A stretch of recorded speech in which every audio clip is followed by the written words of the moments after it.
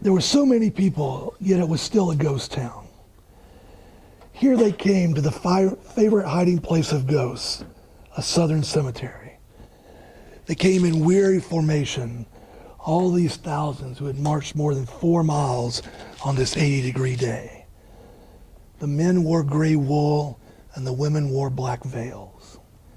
So many marched that it took more than an hour for the last of them to make the right turn into Magnolia Cemetery, where spectators walked dogs wrapped in Confederate flags and a brass band practiced Dixie.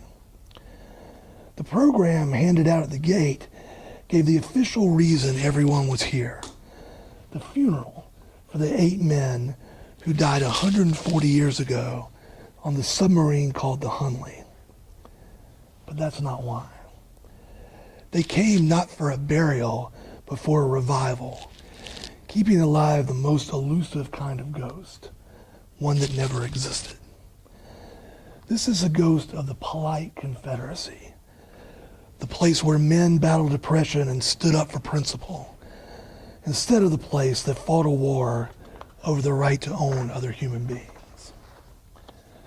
The believers in the polite Confederacy almost pull it off.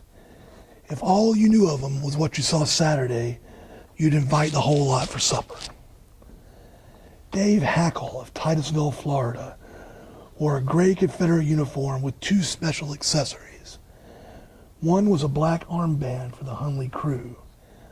The other was a blue strip of cloth strung through a buttonhole in memory of his oldest son, who died last year of bacterial meningitis. Dave was there with several family members, including cousin Carlton Hackle. They were as nice as they could be, and they spoke with firm belief in every word. The Civil War wasn't about slavery, of course, Carlton said. It was about taxes. People need to know that. I'm proud to be here because of what our heritage stands for, Dave said. We stand for looking at everybody without regard to the color of your skin. We're proud of all the changes that have come to America because of our legacy. Because of the legacy, not in spite of. It was a long day, from the first speaker to the last note of taps, with the marching in between. The ceremony took 6 hours. There were 2 services, first at White Point Gardens in the Battery, and then at the cemetery. And with all the people who rose to speak, there was barely a mention of the Civil War, much less why it was fought. The Reverend James Parker, a member of the Sons of Confederate Veterans, made a passing reference, to growing up in Charleston.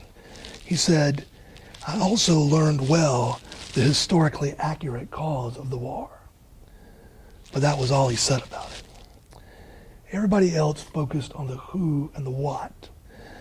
They described the Hunley men as brave sailors who defended Charleston and opened the world to new technology. And every word of that is true.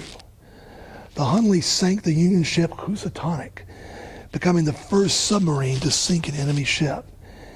And the more you know about the Hunley, how 13 members of the first 2 crews had drowned, how cramped it was inside that little tube, the more you understand the courage of the crewmen. They became a perfect mystery.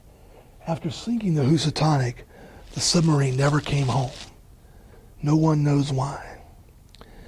It lay in the silt of the Atlantic for more than a century, undiscovered until 1995, raised to the surface in 2000, so well preserved that scientists could make models of the crewmen's faces.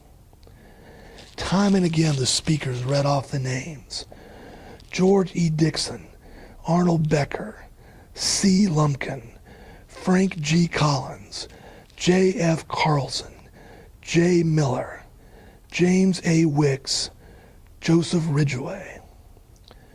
Their names are now part of history, but there are other names.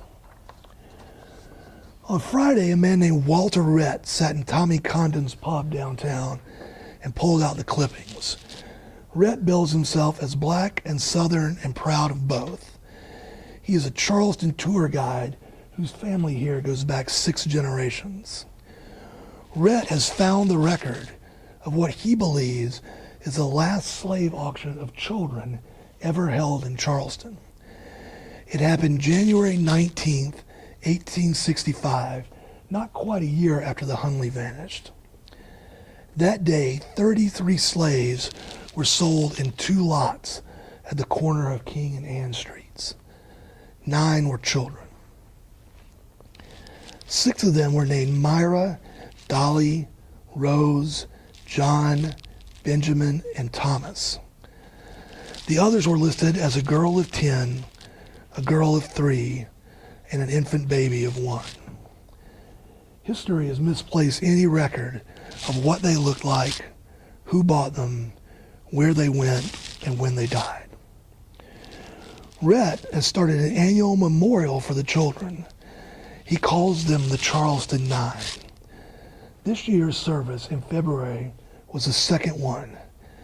It drew 69 people. Saturday's memorial for the Hunley drew more than 30,000. I don't have a fight with the Confederates, Rhett says. All these people coming down here is good for Charleston. But I hear a lot about courage and valor.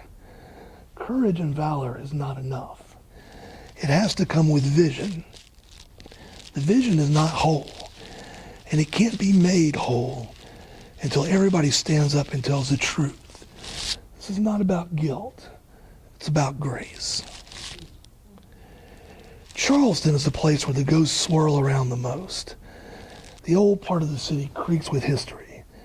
The site of the ancient open-air market, the sound of carriages being pulled through the streets, the smell of beer and horse urine blending in the storm drain.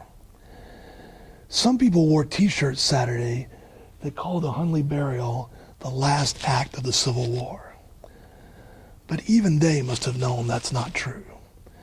The war will never die, not until everyone who believes so deeply in the polite Confederacy can square the Hunley 8 with the Charleston 9. Until then, the ghosts will do what ghosts do best: haunt us. Thanks.